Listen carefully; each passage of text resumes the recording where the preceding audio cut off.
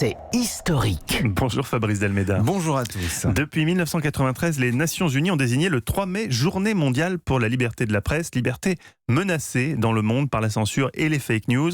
Mais quand s'est-elle vraiment imposée en France, cette liberté de la presse ? Alors, il y a eu des tentatives dès 1789 avec la Déclaration des droits de l'homme et du citoyen dont l'article 11 proclame la liberté d'expression.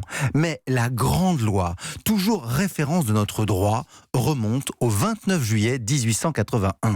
Elle a été préparée par un des fondateurs de la presse populaire dans notre pays, l'inventeur du roman feuilleton dans les journaux, Émile de Girardin.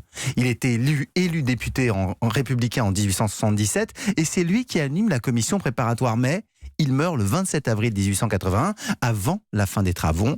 C'est donc un avocat républicain fervent, Eugène Lisbonne, qui en sera le rapporteur à la Chambre. La loi est adoptée à l'unanimité moins 4 voix, car pour les députés, la liberté de la presse complète l'exercice du suffrage universel. Et est-ce qu'ils ont établi des limites à la liberté d'expression ? Ben oui, dès le départ, ils posent 2 limites. La première, pour protéger les personnes.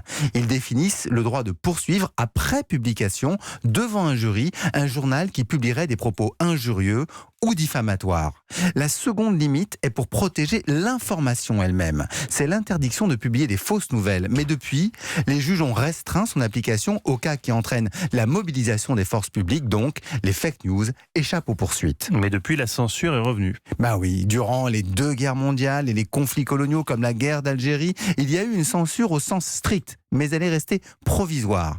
Et depuis 1972, en revanche, de nombreux textes sont venus limiter les injures racistes, sexistes et homophobes, ou encore protéger la vie privée. Mais cela n'a pas changé l'esprit de la loi de 1881. Bien des peuples nous l'envient, car la liberté de la presse aujourd'hui reste fragile dans le monde.